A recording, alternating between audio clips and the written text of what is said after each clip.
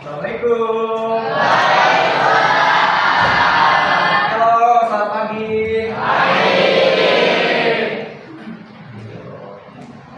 Oke, sebelum pembelajaran kita dimulai, kita berdoa dulu boleh? Kita berdoa dulu ya. Silakan dipimpin satu orang. Sebelum mulai keadaan ini yang kami akan berdoa dan nanti mulai.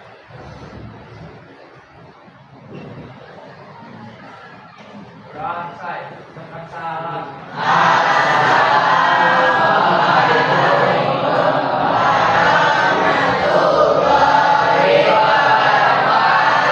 Ya, waalaikumsalam warahmatullahi wabarakatuh. Selamat pagi semuanya. Ya, apa kabar? Ya, semoga senantiasa diberikan selalu kesehatan. Oleh Allah Subhanahu wa taala. Oke, sebelum memulai pembelajaran kita pada pagi hari ini, seperti biasa Bapak mau absen dulu. Si Jubaidah masuk nggak ya hari ini? Masuk kan Jubaidah? Enggak ya? Oke, kelas 9 apa? Kelas 9A. Bapak absen dulu ya. Oke, Alfonsius ada? Oke. Sehat kamu, kawan? Amelka? Oke. Anggita? Aulia? Bintang? Kemarin kamu bintang nggak masuk? Kamu Marisa? Oke. Danis? Oke, Danis hadir. Reses hadir. Eka Ayu? Eliska? Hadir ya. Eliza? Mama kau jualan nggak? Eliza? Hah? Jualan kan mama kau? Jualan? Fadilah? Hadir. Pawas? Oke, Pawas hadir. Kemarin Pawas jualan sore loh. Populer. Aida? Yo, udah lepas banget, yo udah sarapan belum? Udah. Cuci muka dulu, mandi nggak? Mandi Pak. Mandi. Hafiz. Oke, Joy. Kaila. Dinara. Iqbal. Muhammad Dimas. Farel, Naomi, ada Naomi, Nathan, Izam, Izam, Nurul, Nurul, Nadir, Putri, Win diem aja kenapa sakit? Makanya habis nangis dia. Radit. Rahmat, Raihan, Ridho, Salma, hadir, Sawa, Sandi, hadir, Siva, Boki. Oh, kemarin Boki sore. Di mana itu? Hah?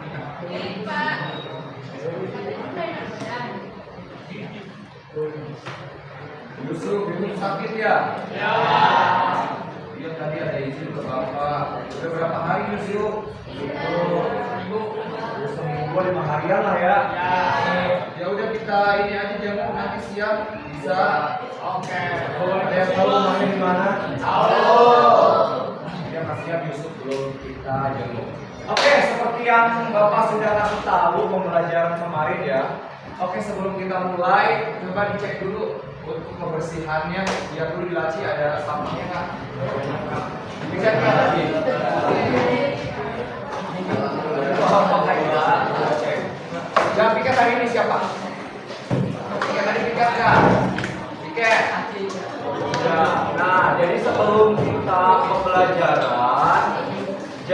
kita harus membersihkan tempat kita dulu. Kalau bersih kan enak belajarnya, iya nggak? Ya, nah gitu. Nah, oke, kita masuk pembelajaran. Oke, sebelumnya Bapak ingin tanya dulu. Kemarin kan kita sudah masuk ke pertumbuhan dan perkembangan manusia ya. Ya, terus Bapak mau tanya ke kalian. Kira-kira kan kita mau membahas tentang sistem reproduksi. Kira-kira kalau bayi itu asalnya dari mana sih? Dari rahim siapa? Ibu. Tapi siapa? Asalnya dari cowok. Ya siapa tahu dari cowok ya benar. Kata iyo, benar nggak dari cowok? Oke, coba ada yang tahu dari mana asalnya bayi satu? Angkat tangan. Dari mana? Dari tadi Pak. Ya Kailah. Dari sel sperma dan sel telur.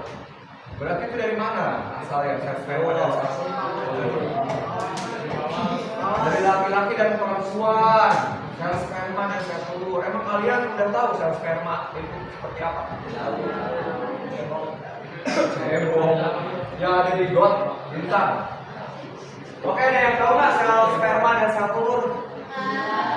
Belum. Nah, nanti kita sama-sama akan mempelajari mengenai memahami bagaimana kalian memahami struktur dan fungsi tentang sistem reproduksi. Sistem reproduksi sudah pasti ada laki-laki dan perempuan. Terus bagaimana sih kalian bisa memahami untuk bisa menjaga kesehatan reproduksi?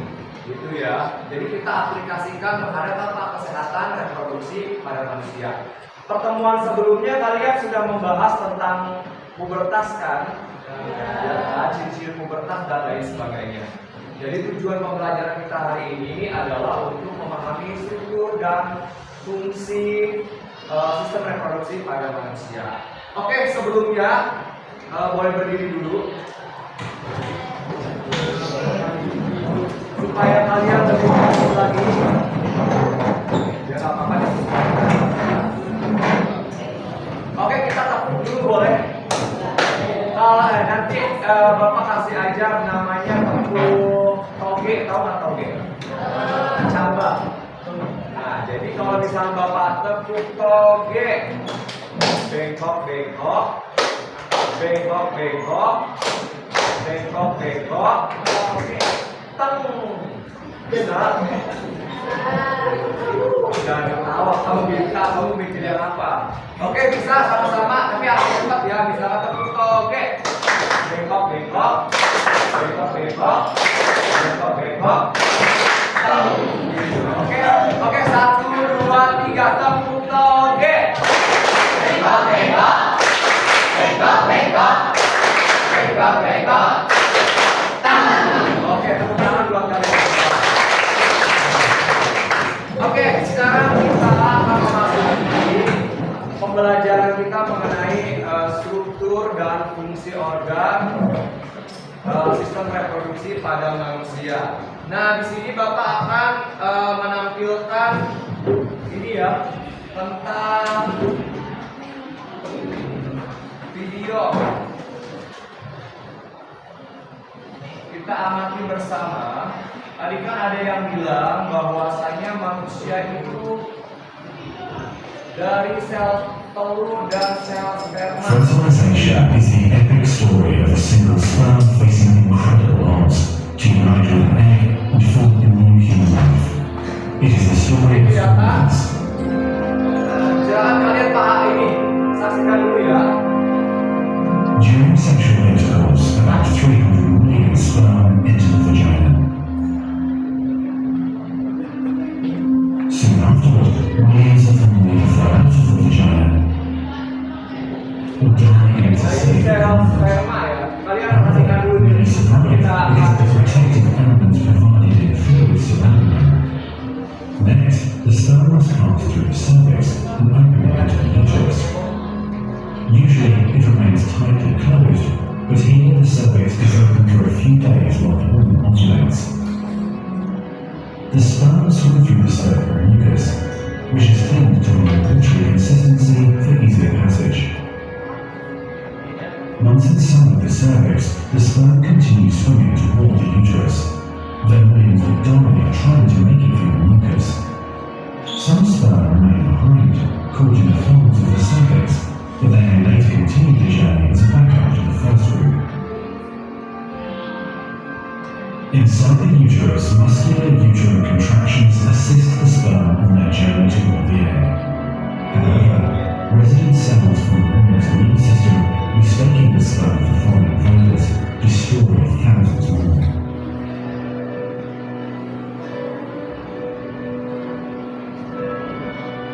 Next, half the sperm head for the outer fallopian tube, while the other half swim toward the tube containing the unfertilized egg. Now, only a few thousand remain. Inside the fallopian tube, tiny cilia push the egg toward the uterus. To continue, the sperm must surge against this motion to reach the egg. Some sperm get trapped in the cilia and die. During this part of the journey, chemicals in the reproductive tract cause the membranes covering the eggs of the sperm to change. As a result, the sperm become hyperactive, swimming harder and faster toward their destination. At long last, the sperm reach the egg. Only a few dozen of the original 300 million sperm remain. The egg is covered with a layer of cells called the corona radiata. The sperm is pushed through this layer to reach the outer layer of the egg, the zona pellucida. When sperm reach the zona pellucida, they attach to specialized sperm receptors on the surface, which triggers their acrosomes to release digestive enzymes, enabling the sperm to go into the layer.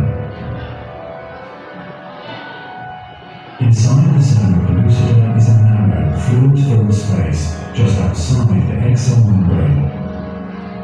The first sperm to make contact will fertilize the egg.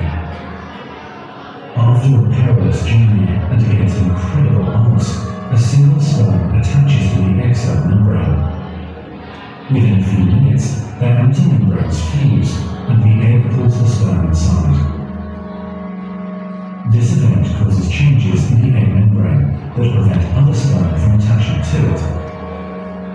Next, the egg releases chemicals that push other sperm away from the egg and create an impenetrable fertilization membrane. As the reaction spreads outward, the zona pellucida hardens, trapping any sperm unlucky enough to be caught inside. Outside the egg, sperm are no longer able to attach to the zona pellucida. Meanwhile, inside the egg, the tightly packed male genetic material spreads out. A new membrane forms around the genetic material, creating the male pronucleus. Inside, the genetic material reforms into 24 chromosomes. The female genetic material, awakened by the fusion of the sperm with the egg, finishes dividing, resulting in the female pronucleus, which also contains 23 chromosomes. As the male and female pronuclei form, spiral-like threads called microtubules pull them toward each other.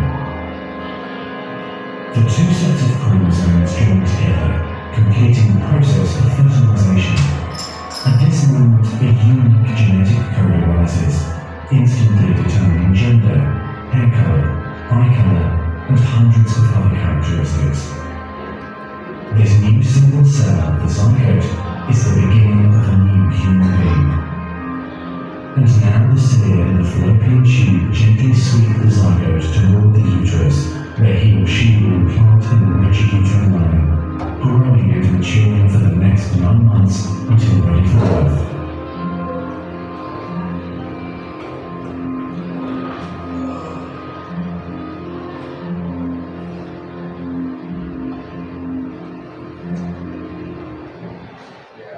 Oke, ini tadi tayangan untuk menjawab pertanyaan dari mana sih datang yang baik. Tadi kan ada yang tanya ya, Bapak tanya, saya bilang dari sel sperma dan sel telur. Nah, berarti kan tadi kalian sudah menyaksikan di video bahwasanya baik itu berasal dari sel telur dan dan sel sperma. Dari dua sel tersebut bisa jadi seperti kalian, bisa jadi individu besar. Kok bisa? Nah itulah adalah apa? Berarti kuasaan Tuhan ya. Jadi kita harus banyak bersyukur dari sel sperma dan sel telur kita bisa jadi individu. Dan kalian udah bersaing dengan ratusan juta calon manusia yang lain. Jadi kalian tuh udah bersaing sebenarnya ketika dalam proses fertilisasi dan pembuahan tadi. Nah, sebelum itu kan kalau itu kan sudah prosesnya ya. Nah ini ada struktur dan fungsi dari sistem reproduksi. Jadi kita harus tahu dulu sel sperma itu dari mana sih, sel telur itu dari mana sih, gitu. Kita lihat materi yang akan Bapak jelaskan mengenai sistem reproduksi pada manusia.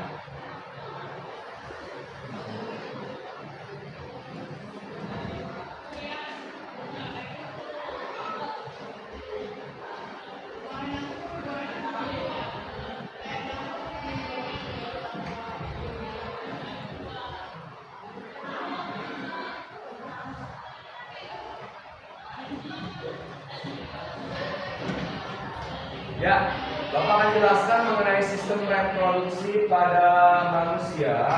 Kalian bisa sambil ini ya, mencatat poin-poin pentingnya. Ada pembelajaran sistem reproduksi manusia. Jadi, sebelum sel sperma dan sel telur, nah kemudian apa sih ini ada pertanyaan? Mengapa setiap makhluk hidup itu harus bereproduksi? Why?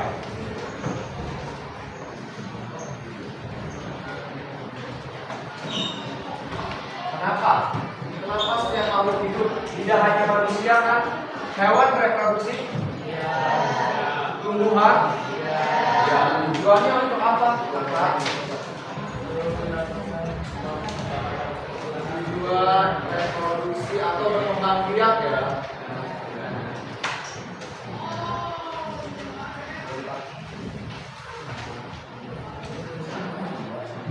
Apa?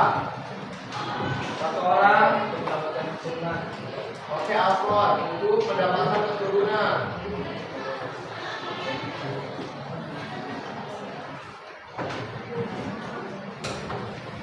Terus ada lagi? Ada lagi apa? Nathan. Tujuan reproduksi. Apa? Hah? Biar gak punah. Punah gak sih? Ada nggak makhluk hidup yang punah? Dia tidak punah. Oh ada, burung cendrawasih udah punah emang? Masih, tapi jumlahnya populasinya sudah sedikit ya. Karena apa itu? Ya karena kan burung cendrawasih itu kan indah, ya kan bagus burungnya, jadi banyak manusia yang memburunya. Nah kalau misalkan dia tidak berkembang biak, nah ini nanti dikhawatirkan akan punah tadi. Ada lagi? Ada lagi kakak? Angkat kaki, angkat tangan. Ada lagi? Apa lagi? Ya pada intinya adalah untuk apa? Kita next ke slide berikutnya. Nah, di sini ada makhluk hidup bereproduksi bertujuan untuk mempertahankan keberadaan jenisnya. Nah, jadi di sini sama saja dengan yang dijawab oleh kalian tadi. Pada intinya adalah untuk mempertahankan keberadaan jenisnya. Jadi apabila suatu makhluk dia tidak berkembang biak, maka lama-kelamaan dia akan mengalami penurunan atau jumlah populasinya menurun. Jadi apa? Kalau misal pada hewan bisa jadi punah. Tapi kalau manusia ada berkembang biak nggak sih? Berkembang biak, bereproduksi nggak? Bereproduksi. Apalagi di Indonesia kayak jumlahnya lebih banyak ya. Ya, ada beberapa negara-negara yang memang tingkat pertumbuhan penduduknya lambat ya, karena usia nikah mereka rata-rata bertambah gitu. Jadi usia menikahnya lama. Kalau di Indonesia mungkin baru lulus SMA setahun kemudian udah kawin gitu. Di sini nggak ada ya. Kalau kita SMA udah mau kawin lagi. Oke, next. Nah, ini adalah alat-alat reproduksi pada manusia. Nah, ini untuk yang laki-laki. Oke, boleh perhatikan. Ini adalah struktur alat perkembangbiakan atau alat reproduksi pada manusia, khususnya ini laki-laki. Yang pertama terdiri dari sepasang testis. Ini laki-laki ada testis sepasang. Ya, lato-latonya ada sepasang. Ada. Lato-lato. Oke, kemudian ada saluran kelamin. Kemudian ada kelenjar-kelenjar tambahan dan ada penis. Nah, ini kalian bisa sambil dicatat ya untuk poin-poinnya. Di sini alat reproduksi pada manusia. Nanti kalian boleh browsing pakai handphone kalian di internet. Nah, di sini kan ada struktur alat-alat dari reproduksi pada laki-laki. Jadi ada penis, kemudian ada testikel yang sepasang jumlahnya, kemudian ada saluran ini, namanya ini adalah vas deferens, kemudian di sini ada epididymis yang nanti akan diejakulasikan apabila misalkan mimpi basah. Sebelumnya pubertas ada kan laki-laki ciri-ciri pubertas apa? Mimpi basah kan? Mimpi basah itu apa kemarin? Bukan ngopol, bukan ya? Itu menandakan apa kalau mimpi basah? Organ reproduksi pada laki-laki sudah matang secara organ. Kemudian perempuan salah satunya adalah menstruasi, berarti menandakan organ reproduksi perempuannya sudah matang. Tapi secara apa? Secara fisik, secara umur apakah kalian sudah siap untuk kawin atau menikah? Belum ya, karena selain dari fisik kita juga harus siap mentalnya. Oke, kita lanjut. Ini ada alat reproduksi laki-laki juga. Jadi di sini ada testis. Ini berfungsi untuk menghasilkan apa? Sel sperma. Nah, sel sperma pada testis pada laki-laki itu kan tadi di awal video kalian lihat ada sel spermanya jumlahnya 1, 2 banyak. Nah, sel sperma inilah yang nanti akan membuahi sel telur, dan sel sperma ini membawa yang namanya DNA. Kalau DNA kan kemarin atau kromosom membawa pewarisan sifat. Misalkan apa? Misalkan bapaknya hidungnya mancung, terus ternyata udah pembuahan dengan sel telur, ibunya hidungnya pesek, tiba-tiba anaknya hidungnya mancung, berarti gennya siapa? Gen bapaknya. Jadi ada persilangan ya antara gen-gen tersebut. Nah, yang menentukan jenis kelamin siapa? Yang menentukan jenis kelamin pada manusia dia Tuhan. Nah, benar. Yang menentukan jenis kelamin adalah Tuhan. Nah, tapi secara sains, secara faktanya ternyata sel sperma pada laki-laki ini akan membawa yang namanya kromosom X dan kromosom Y. Nah, jadi misalkan ini sel sperma. Nah, dia ternyata ada kromosom yang akan nanti melebur menjadi satu dengan sel telur. Nah, di sini kromosomnya itu ada 2, ada yang Y, ada yang X. Gitu. Jadi cuman kan kalau kromosom pada manusia itu kan nanti digabung ya. Misalkan laki-laki ini tipenya XY, maka nanti anaknya laki. Kalau kromosomnya XX, maka ini akan jadi anak perempuan. Nah, ketika sel sperma di sini misalkan ada sel telur ini dia kromosomnya X ya. Jadi ketika nanti sel telur harusnya ukurannya lebih besar. Ketika sel sperma membuahi sel telur, kemudian ternyata dia membawa kromosom X, maka dia akan jadi perempuan. Tapi kalau ketika dia membawa kromosom Y, dia akan menjadi XY, anak laki. Oke, kita lanjut dulu. Nah, selain sel sperma, testis juga menghasilkan hormon testosteron. testosteron. Nah, fungsinya apa hormon testosteron? Untuk apa? Tadi untuk menumbuhkan ciri seks sekunder atau pubertas pada laki-laki. Misalkan apa? Misalkan tubuh kumis, tubuh jenggot, mimpi basah, kemudian dada membidang gitu. Kalau perempuan apa? Hormonnya apa? Kita lihat. Nah, ini saluran-salurannya ya. Nanti kalian akan Bapak bagikan kelompok untuk berdiskusi.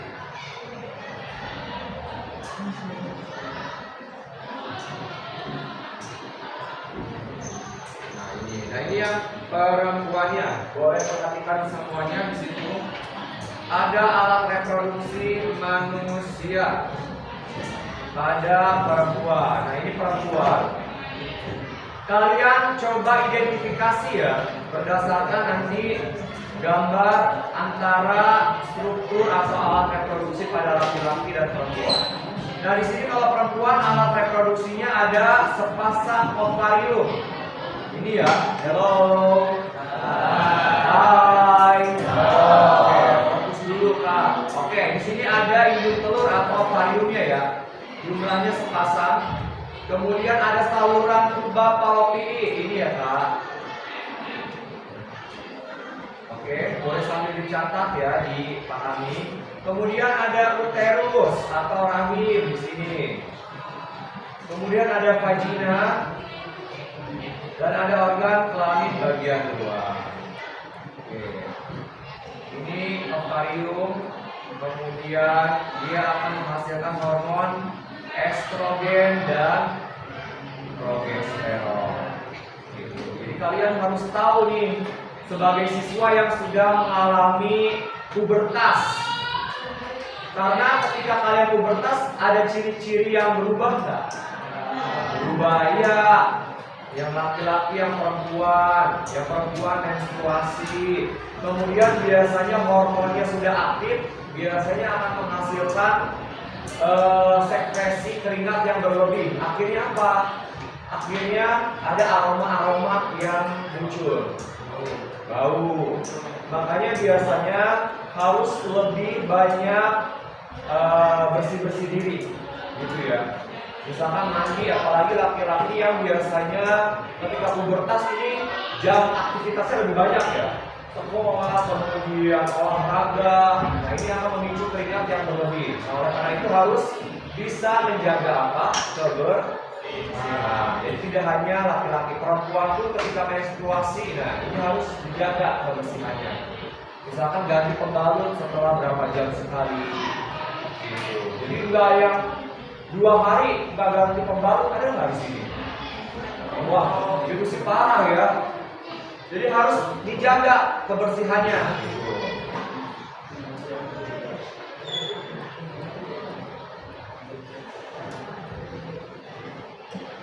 Nah ini ada uterus, rahim tempat berkembangnya embrio. Kemarin Bapak sudah menugaskan kalian untuk bawa handphone, ada. Ya, nanti kita akan bentuk kelompok ya.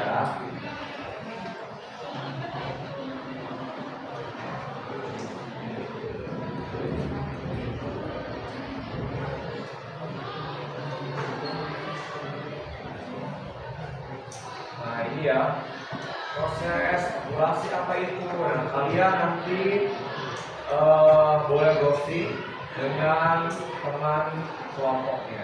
Oke. Nah sekarang ini duduknya sudah berkelompok sesuai dengan pembagian kelompok kemarin yang sudah Bapak lakukan. Kelompok 1 mana kelompok 1? Kelompoknya Kaila ya. Kelompok 2, kelompok 3, oke, kelompok 4 dan kelompok 5. Sudah dibagi 5 kelompok. Nanti Bapak akan bagikan lembar kerja murid. Nah, nanti yang kalian harus lakukan adalah mengisi lembar kerjanya. Nah, lembar kerjanya tentang apa? Tentang struktur dan fungsi alat-alat sistem reproduksi yang tadi Bapak tayangkan. Hanya sekilas kan. Nah, sekarang kalian coba untuk identifikasi. Boleh browsing di internet juga ya. Dan oke, Bapak bagikan dulu lembar kerjanya. Nanti setelah mengisi ini, presentasi masing-masing kelompok ya Kak.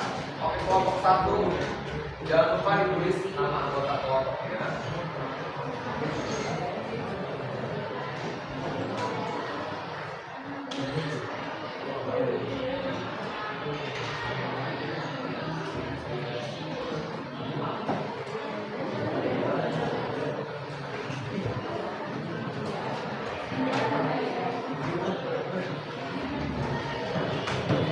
Nah, di situ boleh lihat semuanya, kelompoknya.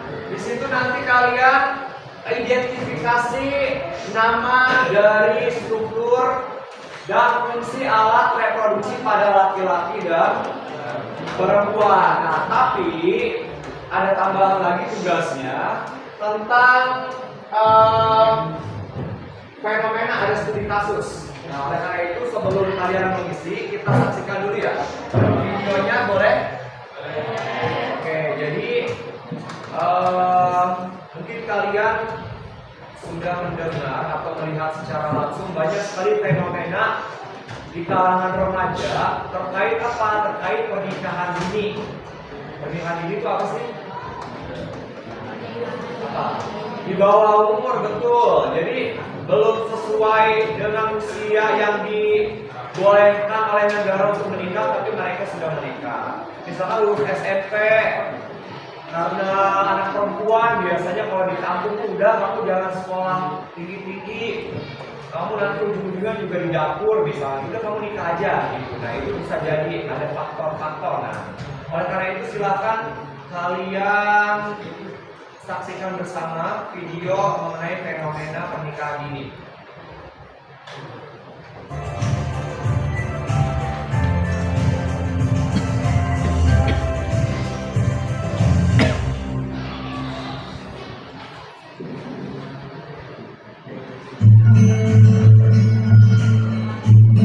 Sudah 3 tahun, keseharian Nur warga kampung Ciseel, Lebak, Banten diawali seperti ini, menyiapkan sang putra menjalani hari. Usianya kini baru 19 tahun. 2013 lalu ia menikah. Kondisi serupa dialami sang adik, Ruhana. Sama, ia menikah kalau usianya 16 tahun. Ia kini tengah mengandung anak pertamanya. Di keluarga mereka, menikah dini dirasa jadi pilihan tepat usai lulus sekolah menengah pertama, daripada bekerja ke kota atau melanjutkan sekolah. Dan kalau yang kuliah sekolah kalian mah yang kerja kakak yang sunatnya main itu kan nggak ada main bisa ke Jakarta cuma 6 bulan langsung bisa. Di desa, menikah dini tak lagi terjadi lantaran faktor ekonomi semata. Kini telah menjadi tradisi demi menjaga para putri dari dampak buruk pergaulan bebas. Iya, tradisi dari zaman dulu, zaman orang tua kita. Nah, tradisi mulai umur 16 tahun katanya kata orang tua kita udah nikah, katanya gitu. Anggapan yang melatar belakangi tradisi pernikahan dini di kampung Ciseel tak salah. Namun, apakah sudah dijamin hak anak pada usianya?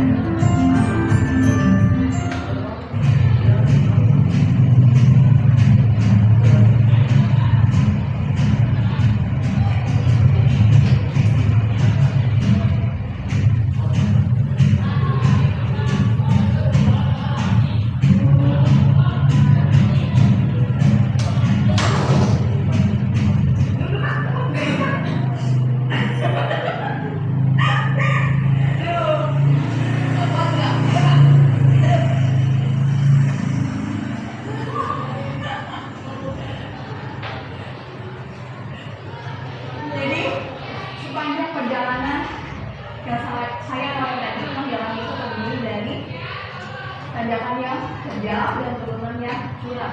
Dan di sebelah kirinya itu jurang. Saya sekarang sedang dalam perjalanan menuju desa Ciseel, satu dari 44 desa di Lebak Banten yang masih tergolong desa tertinggal. Sebenarnya ada 3 jalur alternatif untuk menuju desa Ciseel ini, tapi kondisinya sangat sama. rusak semua. Dan jalur ini akan tetap hilang kemungkinan karena jalannya yang terbuka. Dari ibu kota negeri Jakarta, jarak ke kampung terujung di Kecamatan Sobang, Lebak, Banten ini tak lebih dari 150 km. Meski demikian, hingga 2016, kendaraan yang bisa mengakses ke kampung hanya kendaraan bermotor roda 2. Punten Ibu Teten. Saat hujan, pengendara mesti ekstra hati-hati sebab akses jalan diapit tebing.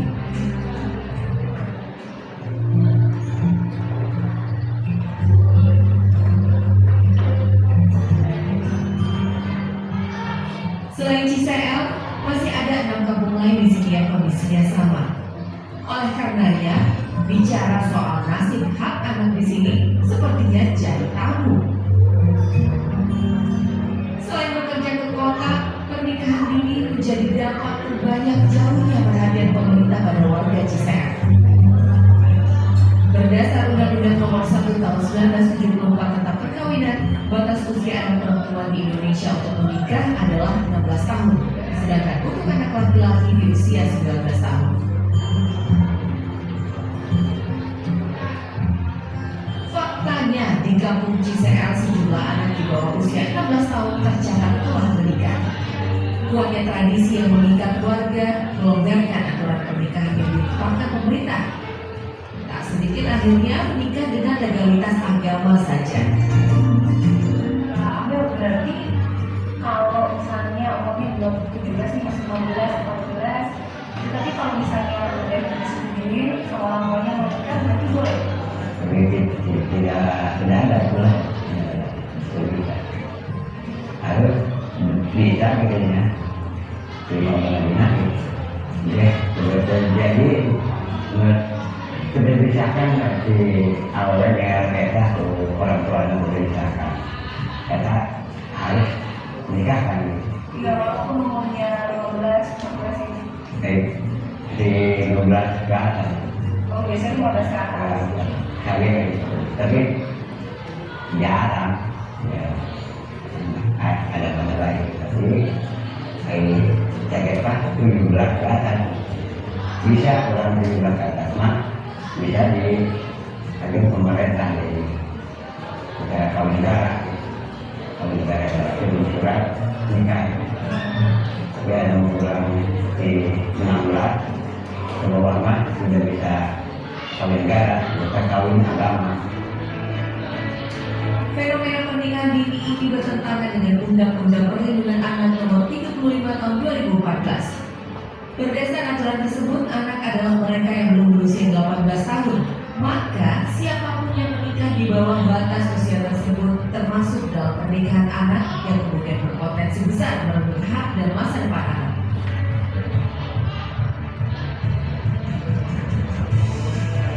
Kondisi ini akhirnya berbanding lurus dengan tingkat kesejahteraan hidup. Berdasar data dari Badan Kependudukan dan Keluarga Berencana Nasional atau BKKBN, Lebak menjadi kabupaten kedua di Provinsi Banten yang menyumbang angka pernikahan dini cukup tinggi mencapai 276.054 jiwa sepanjang tahun 2014. Di Indonesia, berdasar data dari BKKBN, angka pernikahan dini di Lebak masuk dalam 10 besar tertinggi.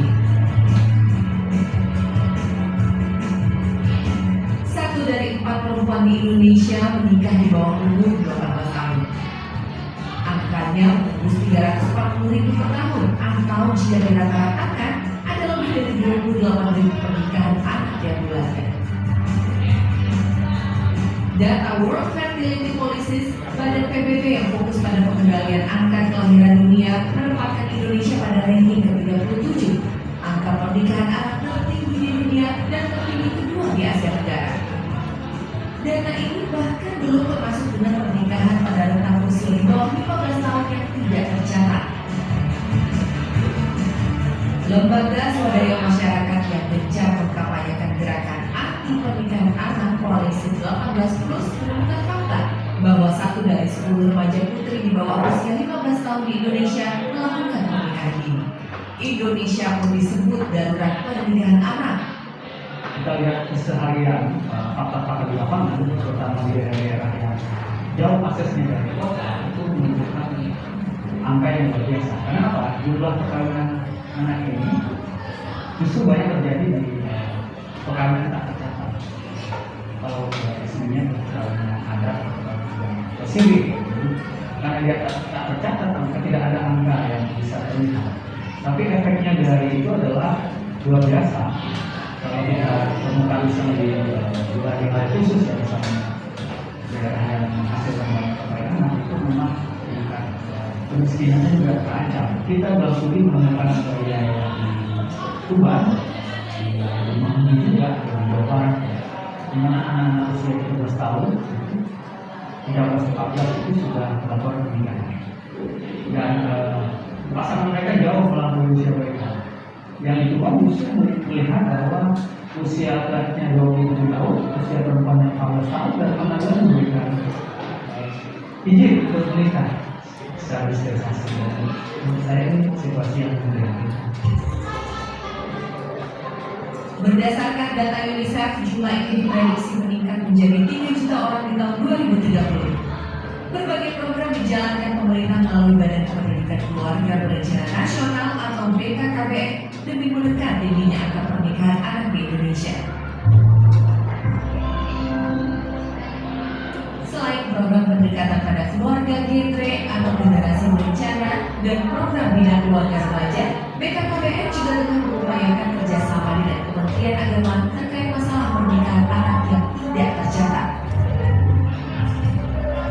Tetapi kalau kita kaitkan tadi dengan undang-undang yang seharusnya mereka kemudian tercatat di KUA memiliki buku nikah, kita program kita selama ini yang ingin kita laksanakan ini masih dalam tanda kutip persiapan besar dengan Kementerian kawan-kawan di Kementerian Agama adalah untuk bagaimana agar mereka ini bisa memperoleh sertifikat nikah atau buku nikah secara resmi.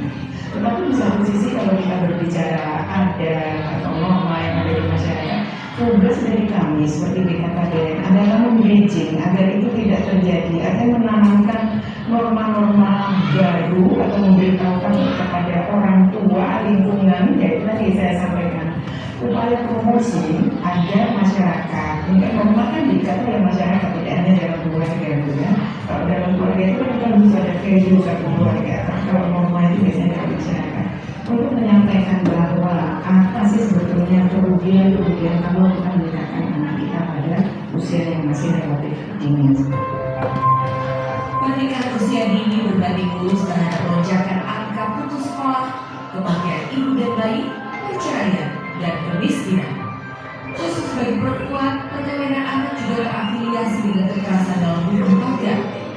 Kampung Cisean Lebak, Banten hanya satu contoh fakta. Di negeri ini masih banyak lokasi lain yang terpapar fenomena serupa. Namun, sudah terdata atau luput dari perhatian akan jadi pekerjaan rumah pemerintah demi menjamin hak anak bangsa ini terpenuhi. Apristika Fauzia, Aji Dwi Pramono, melaporkan untuk NET. Oke, sudah semuanya menyaksikan video saya mengenai pernikahan ini. Ada ternyata di Indonesia banyak sekali daerah bahwasanya di sana banyak terjadi pernikahan di bawah usia yang seharusnya. Nah, di situ apa tadi? Banyak ya bisa diidentifikasi. Merangkul apa? Anak, kemudian tingkat kematian ibu dan bayinya tinggi, jadi berkorelasi positif. Kemudian kesulitan ekonomi, gitu ya, banyak faktor. Nah sekarang kalian silakan diskusikan di lembar kerja kulit kalian, lembar kerja yang harus kalian diskusikan dengan kelompoknya. Silakan, boleh kalian sambil browsing boleh untuk mengetahui struktur dan fungsi dari sistem reproduksi ya. Kalau yang fenomena tadi penyakit menular seksual dan juga pernikahan ini kalian diskusikan berdasarkan tadi tayangan yang ada di depan video. Oke silakan diskusikan. Bapak kasih waktu berapa? 10 menit? Bisa? Ya udah dikerjakan dulu silakan. Silakan diskusi kelompok dulu. Boleh browsing ya Kak. Pemanfaatan teknologi karena Bapak sudah kalian untuk browsing boleh. Sambil kalian pahami dari struktur reproduksi pada laki-laki dan perempuan. Oke, kelompok belakang sudah paham? Oke, silakan diisi. Bintang sama Farel, silakan diskusi kelompok.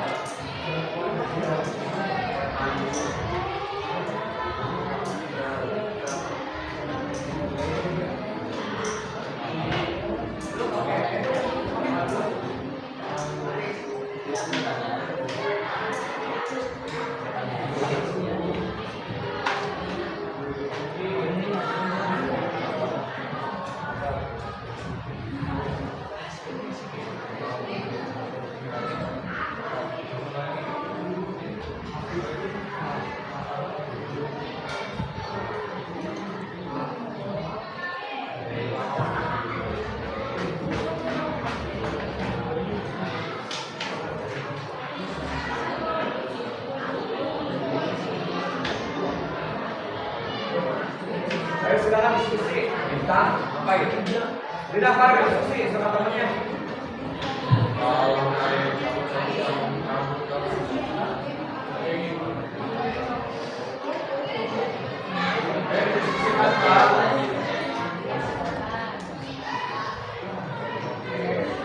Ada studi kasus kan tadi yang ada di ya.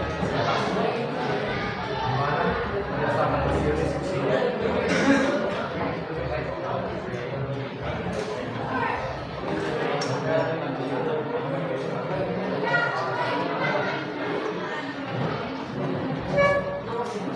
Silakan yang bawa handphone boleh sambil diskusi. Ya, cepat ya, 5 detik. Iya, yang cepat. Ayo Pak, silakan.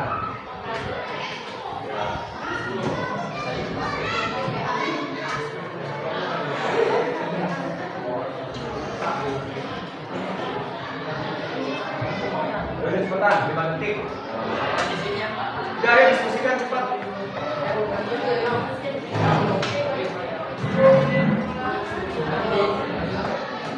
Ayo Dimas, diisi.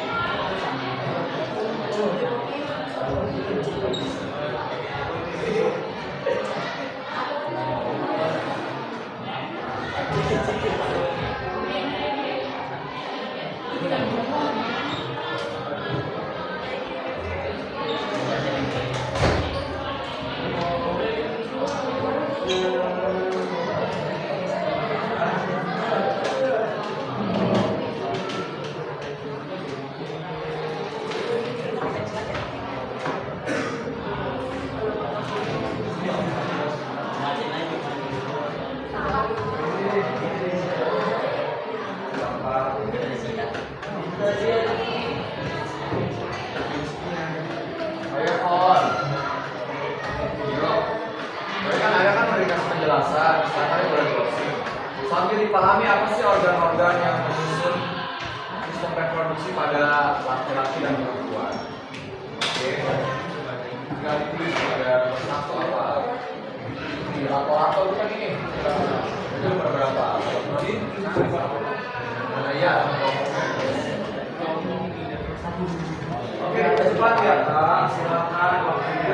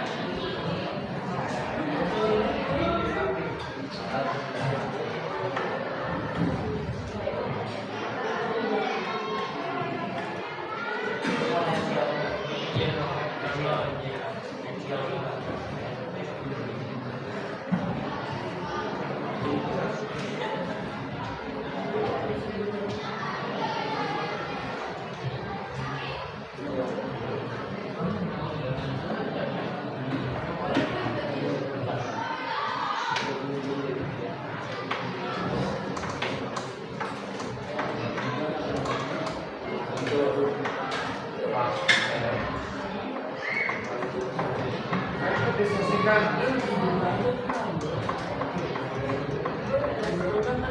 5 menit lagi ya Kak. Nanti setelah itu setiap kelompok untuk presentasikan hasil diskusinya. Dan kelompok lain silakan menanggapi hasil presentasi temannya.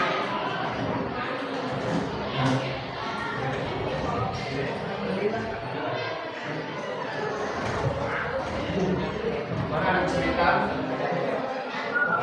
Jangan didiskusikan saja.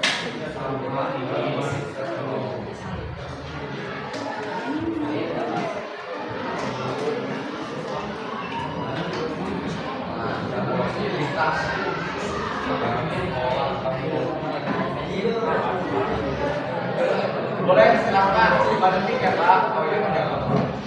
Oke ya 5 menit lagi.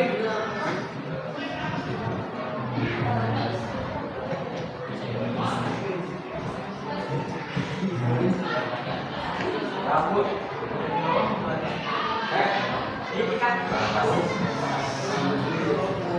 Jangan lama-lama ya.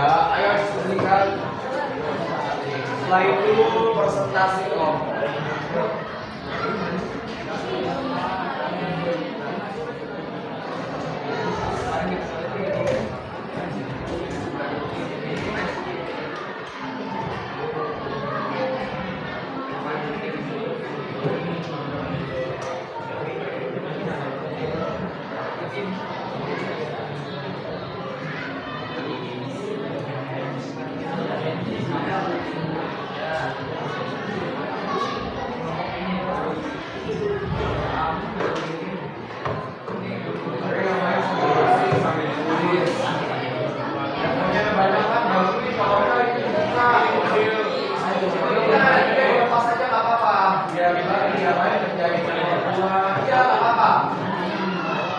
Bagi Alfon biar yang lain kerjain, HP-nya lebih dari 1 kan?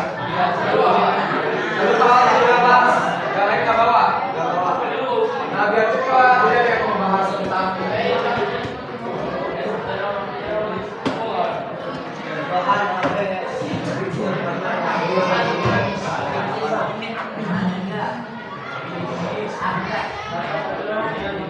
Alfon dibagi font, yang lain boleh font. Bagi ya, selesai loh. Bagi harus tadi lobanya.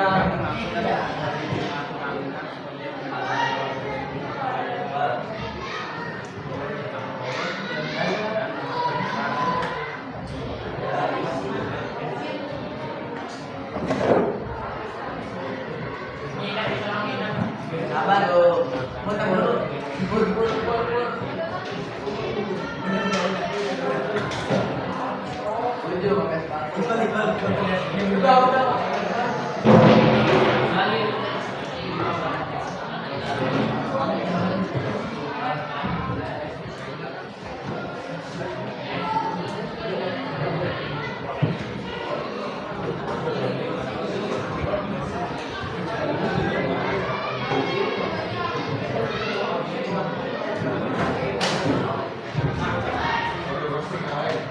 Bagi apa itu?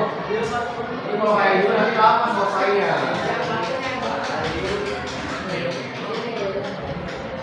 Ada yang nulis, ada yang bacain.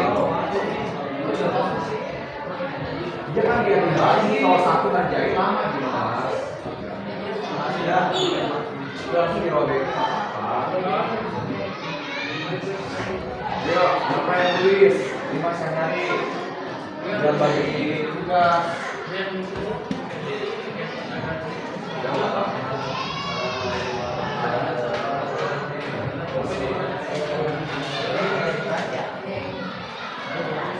Nah ini kamu bisa ini sendiri tadi berdasarkan itu tuh kalau yang nggak tahu tuh.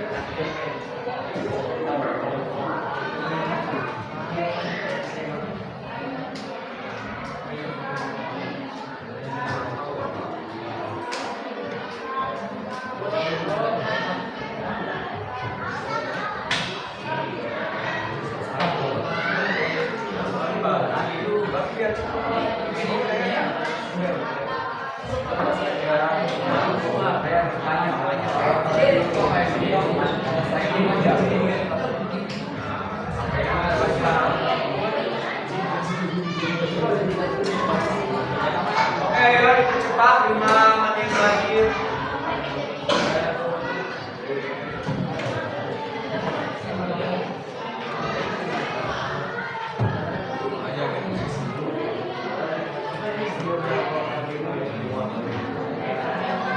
Oke, diskusi lagi.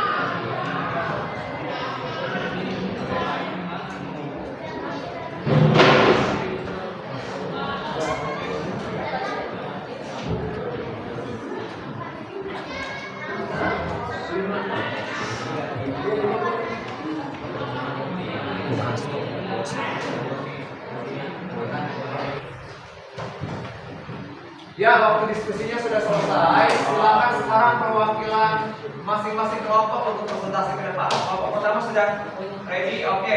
Silakan maju ke depan untuk presentasinya masing-masing kelompoknya.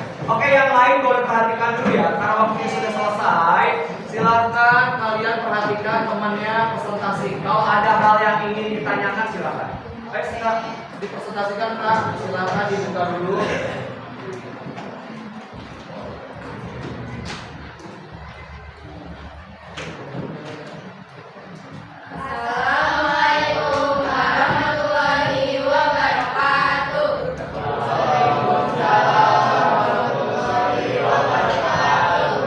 Kami dari kelompok 1 ingin mempresentasikan hasil diskusi kami.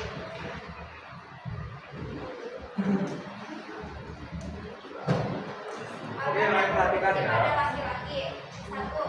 Vesicula seminalis. Fungsi untuk memproduksi cairan yang membentuk sekitar 70% dari air mani.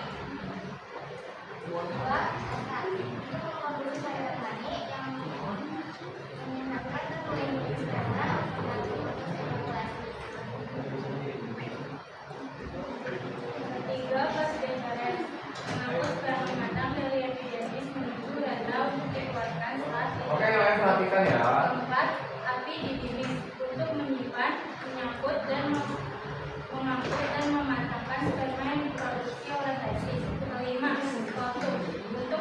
Oke, dicek ya kerjaan kalian.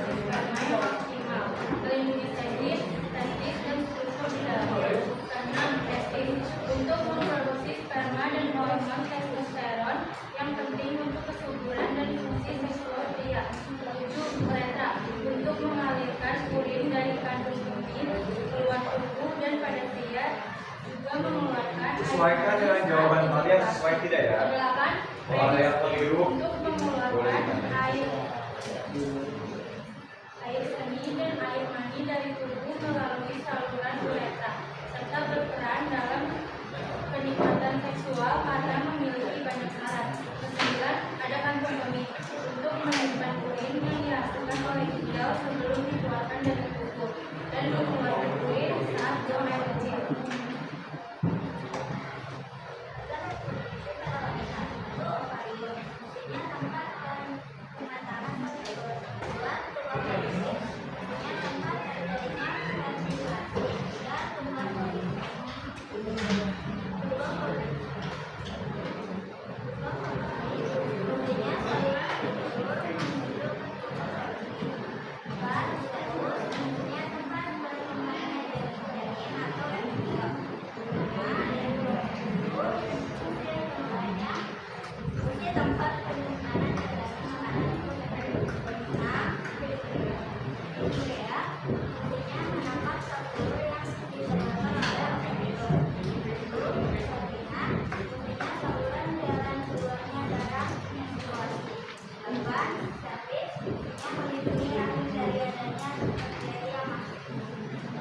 Penyebab banyaknya fenomena pernikahan dini di kalangan remaja. 1. Rendahnya pendidikan.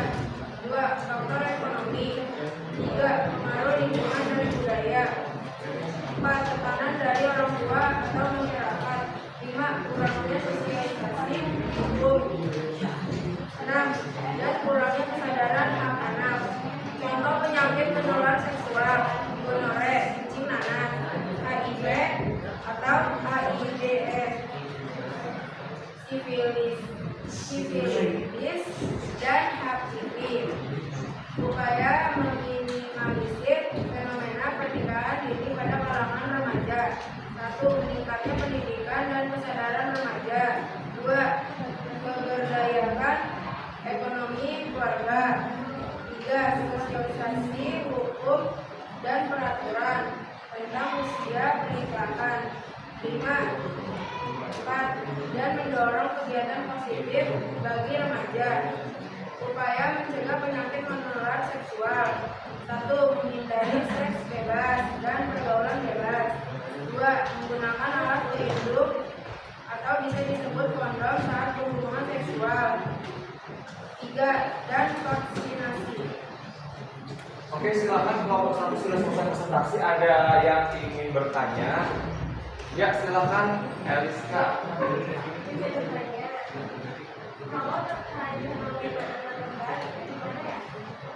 Wah, pertanyaannya bagus ya.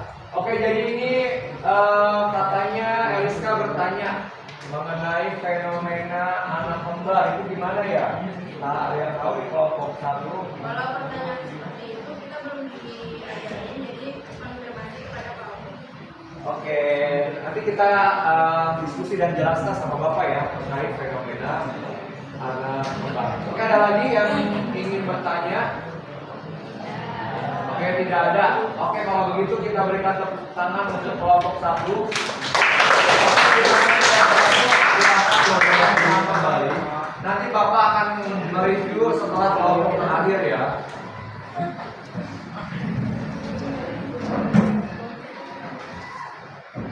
Ya, oke, selanjutnya kelompok terakhir yang akan presentasi, silahkan boleh maju ke depan.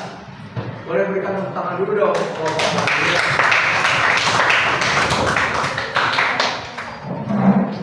Ya, silakan untuk diperhatikan secara seksama apakah sesuai dengan jawaban kalian.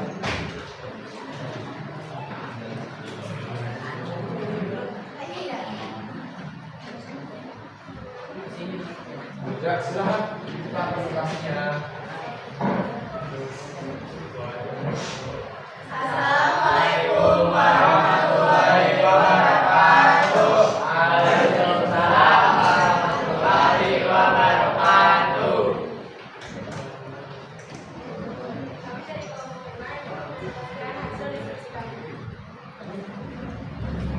sekarang dibacakan. Ya sudah, nanti dibacakan ya sekarang. Pada laki-laki sekolah seminaris menghasilkan cairan yang menyebut proses sebagai memproduksi sperma.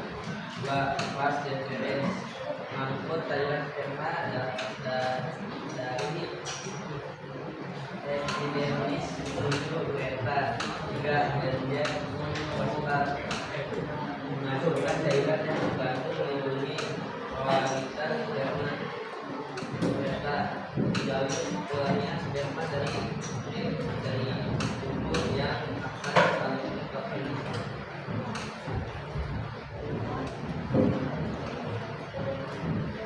Jadi tempat keluarnya cairan urin dan sperma serta alat untuk menghaluskan sperma dan sistem reproduksi wanita.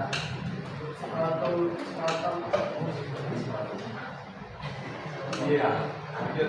Iya. Skrotum bagian kukus dari penis yang menjaga suhu.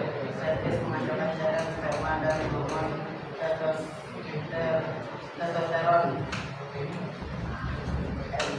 Epidermis tempat pematangan dan penyimpanan sementara pada sperma sebelum dikeluarkan.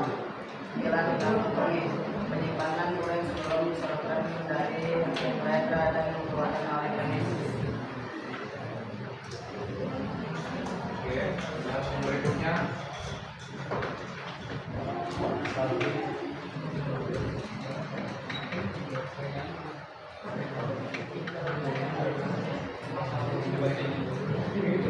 Organ reproduksi pada wanita.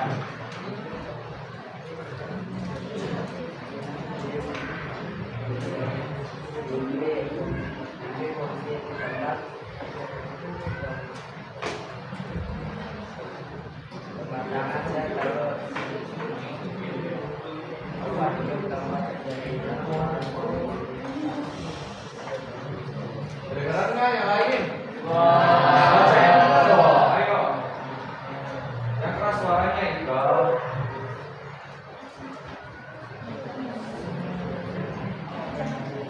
Bisa aja bisa coba.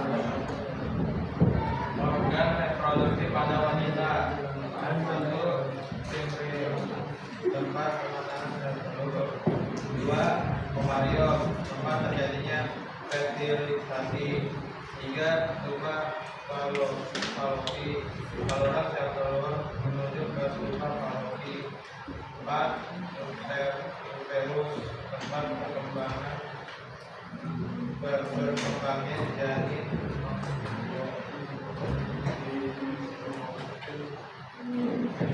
Vagina, tempat penyimpan cadangan makanan yang keenam, yang kecil, fungsinya menangkap sel telur yang dikeluarkan oleh payung. 7. Endometrium, fungsinya saluran dalam keluarnya darah menstruasi. Yang ke-8 ada ligamen, fungsinya melindungi rambut dari adanya bakteri yang masuk.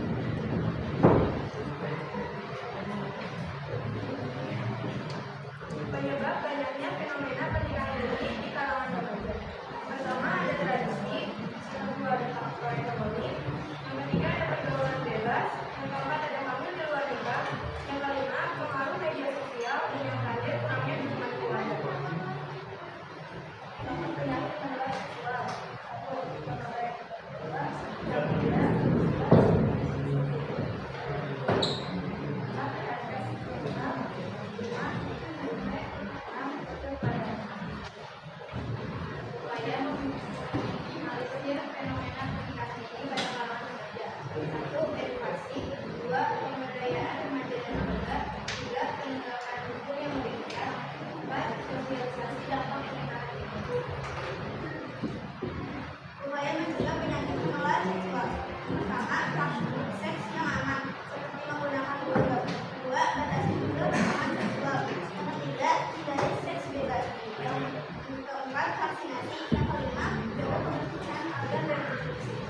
Oke, sudah mulai. Oke, kelompok lain ada yang ingin bertanya kepada kelompok terakhir? Tidak, berarti sudah paham ya semua? Oke, nanti Bapak